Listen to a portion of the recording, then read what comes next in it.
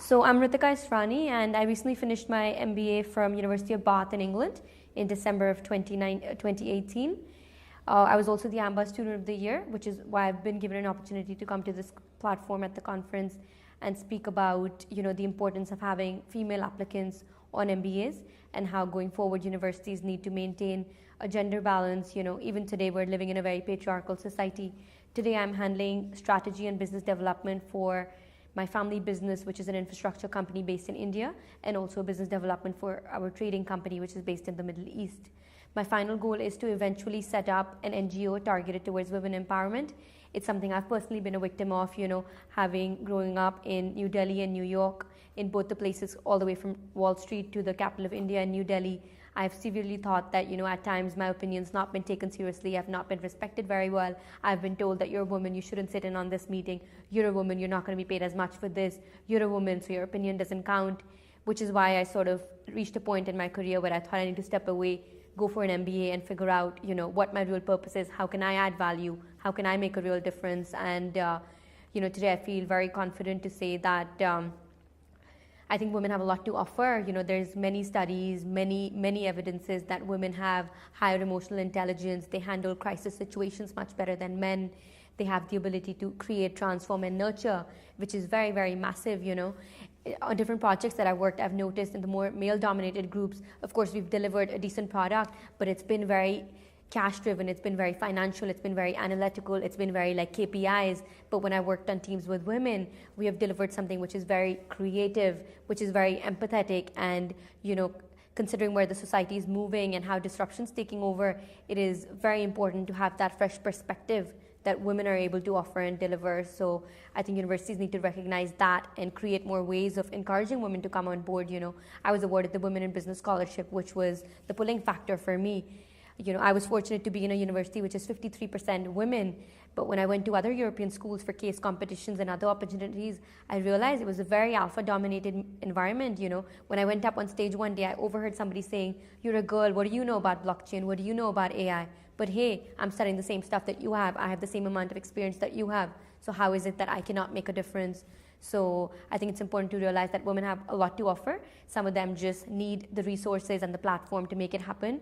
I think culture plays a big role. I come from an Indian origin, and usually by the time, the time for an MBA comes, which is 5 to 7 years into your working experience, you're expected to have 2 kids. Most of the girls I went to high school with are mothers of 2-3 kids now, and they look at me and they're like, "You're going back to school at this age, don't you want to start a family?" Yes, I want to start a family, but there's also, a value add that I need to do. I need to do my bit. I need to make that impact in my society. I have the rest of my life to settle down and, do that bit. So, I wasn't quite as experienced as the other 2 women on the panel. There was somebody from Chinese University of Hong Kong. There was somebody all the way from Slovenia. These are people who've been in the education industry for 20 to 25 years, but they're speaking more from the dean perspective, more from, the management perspective, whereas I was on the other side of the table. It was very recently that I was a student, and I realized during many instances how much of a difference the women in the classroom made.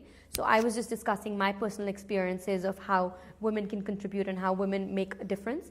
There were some concerns in the audience about rankings. There was a couple of relevant questions which said, yeah, we maintain a 50% women ratio, but women don't get paid as much. So when our FT rankings get calculated, we sort of fall behind. So what do we do? And, one of the interesting thoughts that I had was that women on MBAs need to be given more training. They need to be focusing more on teaching women negotiation and conflict management skills. Come an interview tomorrow, I don't want to be sitting there thinking, I'm a woman, I don't have options, the market conditions not great, Brexit's happening, that's happening, so I just should settle for this job. Hey, I invested a lot of time on this MBA, emotionally, physically, financially, and I have every right to negotiate as much as a man next to me would.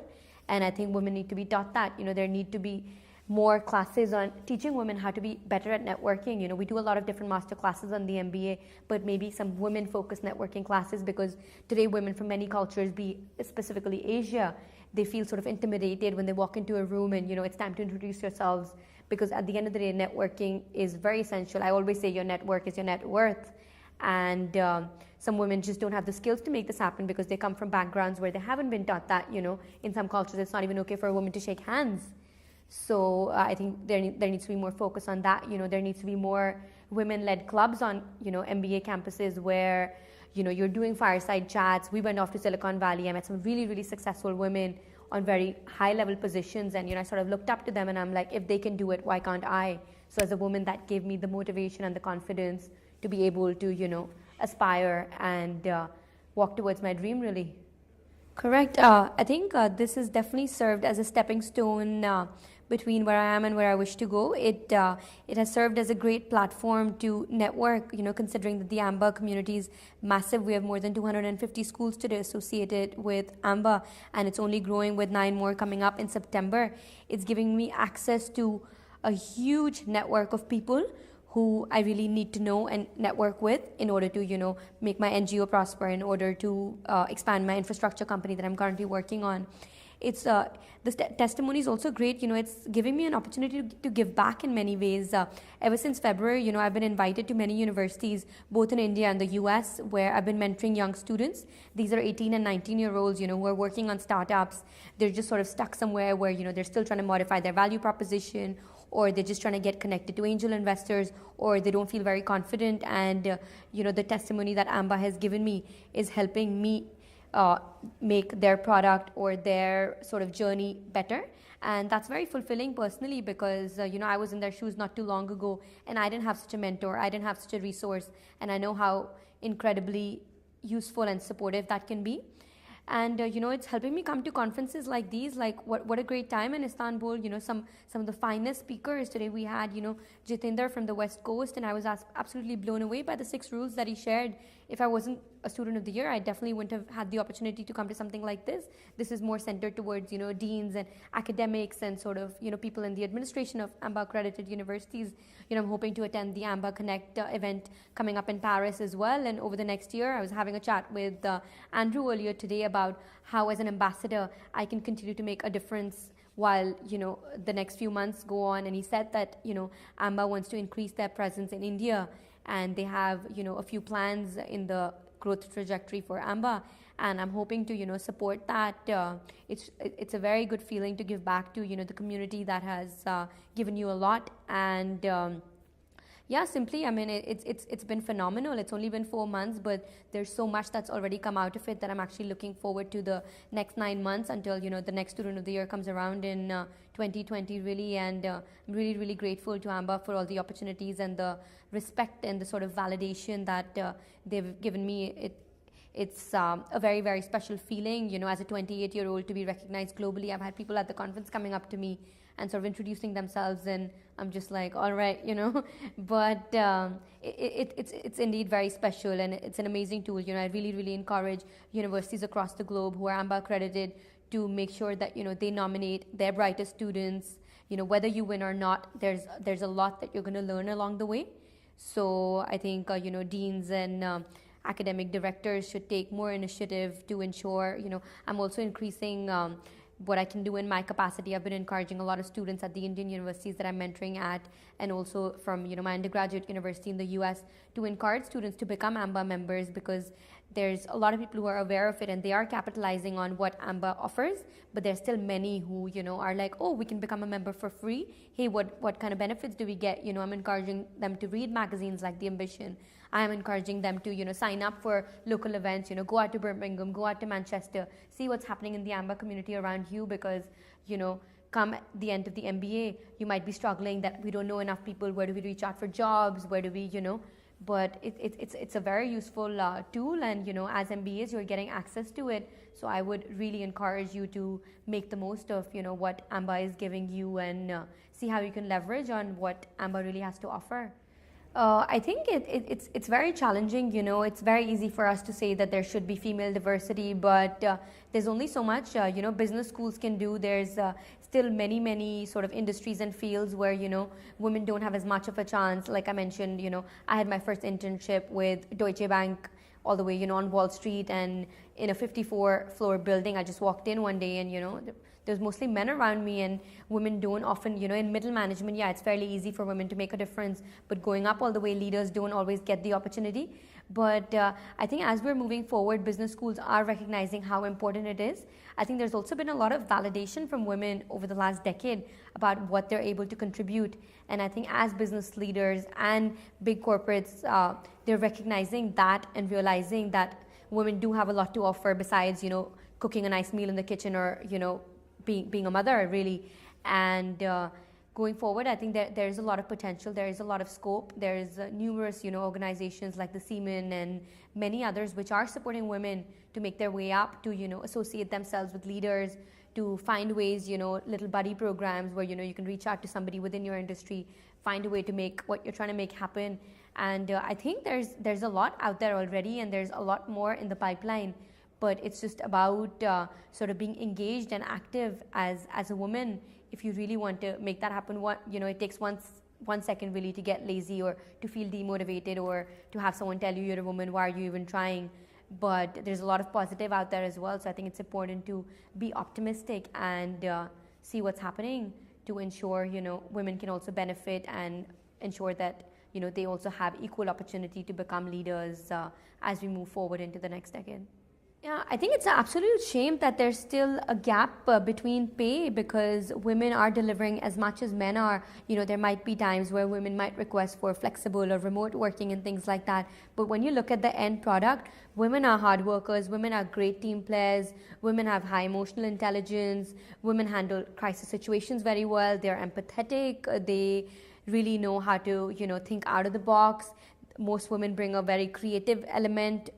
So I don't essentially understand why companies are still continuing to do that, because it is absolutely unfair, in the grand scheme of things, to treat a woman, a notch lower than men. And if they are proving themselves and if they're doing, what they're required to do. But I think now going forward, corporates are also realizing that, women are making a difference. There's a lot of big companies which are being led by women, and they're ensuring that this doesn't happen. I think HR is also becoming more sort of, open and exposed to the fact that they can't continue to do this and it's not going to last very long. There's a lot of organizations which are helping, women in terms of teaching them how to negotiate salaries better, how to not settle for what's being offered if they don't think it's fair. I will never understand the reason of this difference and this sort of gap, but I can only hope and pray that it doesn't last, very long, because women definitely have potential, and if they're given the opportunity, they're definitely bound to shine. So I think they should be respected and valued as much as, the men next to them on the board table. I think women should be encouraged to go for MBA programs. Different business schools should go out to, different communities, different countries, and talk about the importance of an MBA. That awareness still is lacking in many different small countries across Asia. I've seen a lot of, deans come out to recruitment fairs and educational fairs, lead such panels, talk to young women and tell them what they can get out of an MBA, whether it's a change in career, whether it's just moving up the corporate ladder, whether it's probably, starting their startup. So many great business schools have, really great incubators. Women are not aware of that. So I think advertising and branding that would be a great step. I think also, a lot of women are still financially dependent on their husbands and their parents. Offering more scholarships to women and making that, a sort of branding tool is very, very essential. Like when I applied for an MBA, I didn't have time to apply for a scholarship. But during my interview, I mentioned something which really, really appealed to the interviewer. And when my offer letter came in, a women in business scholarship, and I wasn't even aware that Bath offers something like that. So I think a lot of universities are offering some really, really good women in business scholarships, but they should just, make that more clear during the application process and before that. I think also, there should be more opportunities for women to lead. Like at Bath, I was the academic representative for the MBA. I was involved in, staff student liaison committees. What I really, really liked about my time there was that I was given an opportunity to speak up and make a difference. Sometimes I didn't feel like a student. I almost felt like a staff member, because today I would say what's not working and tomorrow it would be rectified. I've seen in a lot of traditional universities that is not the case. Bath is fairly young and very, very open to change and adaptive and flexible. So I think universities and business schools across the world need to be more adaptive and give women the right to speak up about what's not working for them. I've seen international women who come on MBA programs. They find it very, very challenging, firstly because English is not their first language. Many of them are coming back into a classroom after 10 to 15 years. How are they expected to do 50-page readings in a language that they've never seen before? So I think women should be offered extra support in terms of, writing skill center, probably, mentoring them or sort of connecting them with a buddy who has experienced the program before.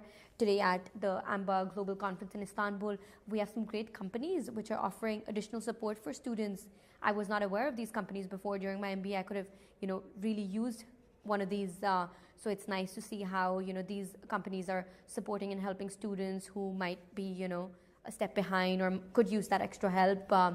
I think also, with these companies who are, getting rid of more essentially traditional textbooks and providing access, to online textbooks and things like that. That's very, very important because a lot of women, they might have a family to take care of. They might require the ability to function from home. And towards the direction that we're moving, these apps and sort of companies are very, very helpful because they can do a lot sitting at home. With executive MBAs program, they have the opportunity to continue their jobs, to continue their family commitments, yet, find the time to do things remotely, which is very, very great and definitely a big plus for women because they, as women, you tend to feel guilty if you don't contribute enough or you sit back and, shy away from your responsibility. So if the fact that, these great companies are coming along the way and giving women the opportunity to make things happen just, with a click, is great. They don't have to go to a physical library and issue a strategy book or to go into the campus to do their finance homework. They can simply do it from home. They can log in from webinars. They should be given the opportunity to attend some classes remotely as well. There should be some sort of facilities to just record lectures. Like I know many universities are using Panopto, but there's still a fair amount in developing countries in Africa where women might not have that. So I think that's definitely a real need. And companies who are solving that will definitely, succeed because they've recognized a real problem and found a way to solve it. So it's great, yeah. I would definitely encourage all the women around me or watching me right now to take that leap of faith because the MBA for me has been an exceptional experience personally and professionally. I went in with a very, very different mindset. My whole goal was, to just come out, probably take up one of the strategy or consulting jobs based in the UK. But the way the MBA was sort of structured and the way it opened up my mind cannot be described in mere words. I am back in the company that I was with before the MBA, but the way I'm approaching things now is very different. And I think my team and my colleagues around me are recognizing that as well, which is giving me a lot more respect than it did before the MBA. Of course, it's nice to have, the AMBA Student of the Year title next to you, but I think the way you're wired completely changes during an MBA. And I think a lot of women just, feel like, is it going to be worth my investment? Is it going to be worth my time? Can I afford it? It's 1 year, it's 2 years. But believe me, that's the best gift that you can give to yourself. And if you can afford it and if you have the resource to make it happen, start applying now. I think it could essentially work because, there's a lot of great women entrepreneurs today. There's many who are still sitting back, holding on to their business ideas with that fear of failure. Is it going to work? They just feel more sort of comfortable with a secure job, with a, constant paycheck coming in, with a direct deposit every month. With entrepreneurship also comes in the whole idea of funding. How am I going to get my initial, and how am I going to get the money to start this off? How am I going to kick it off? What is the payback period? A lot of women shy away, men sort of just venture out and jump out and take that chance. Women have a lot of responsibility and a sort of fear that pulls them back. But I think one of the great opportunities is, Gerard was talking about it today at SMU. They have some great platforms. There's a lot of universities which are giving women the chance to fund their startups within, the MBA, which I think is absolutely exceptional. There's a lot of schools in Rotterdam and Amsterdam which are also giving you the opportunity to do so. I think it's very exceptional because you're basically given the time, the resource, and the sort of platform to make what you're trying to make happen, but within a safe environment. You get that initial funding through your university. There's, lots of great case competitions at Howard, at different universities, which, I did one at ISADE Leading Futures. And that sort of just turned into something really big. We just thought of pitching a small idea in front of an audience, and the judges came out to us and they're like, hey, why don't you make this happen? And I'm still sort of seeing how I can capitalize on that or probably sell the idea. So I think the mindset is definitely changing. I remember back in the day, I had my first interview with Moody's, which is one of the rating agencies in New York. And I sort of had to hide the fact that I come from an entrepreneurial background, because they were like, hey, we're going to teach you everything. We're going to pay you and we're going to train you and you're going to leave us. But today when I walk into an interview and I tell them that, my father's an entrepreneur who has a rags to riches story and I have entrepreneurship in my blood, they really, really respect that, because they are looking for colleagues and candidates who are entrepreneurial in nature. They're not essentially thinking that you're going to steal their idea and sort of leave them. So I think it's really nice, because there's a lot of great ideas, and with so much disruption happening with AI, with blockchain, there's a lot of great startups in the making, and women have some really great ideas to offer. So I encourage them to go look for programs that are able to support you in that sense, where you're given good sort of help from your entrepreneurship professors to help you build your value proposition, to identify the right target market, to really, really model your business idea and reach where it needs to reach. It's really great, that places like SMU have the opportunity to do this. If I had an opportunity to do an MBA again, I probably would choose a school which is big on that front, because I think it would have been absolutely exceptional if instead of a 1-year MBA, I went for a 2-year MBA, but I was given 6 months or 1 year to step out of those core modules and actually prototype what's in my mind. So I think, hats off and kudos to the university who are supporting entrepreneurial ventures and supporting their students. And I think it would be really exceptional if, these universities can also make special women in entrepreneurship clubs dedicated specifically to women, not to be biased just because I'm a girl. But I think women do feel slightly intimidated to sometimes pitch their idea. Sometimes they feel slightly scared of the fear of failure. But you just need that one idea to make a difference and to make it happen. And there's many of us, who might be sitting in on an idea, and 5 years from now we might be like, oh my God, I had that idea. It's now being executed. But it's absolutely exceptional, and I think entrepreneurship goes hand in hand with MBAs, and it's great to see it all happen.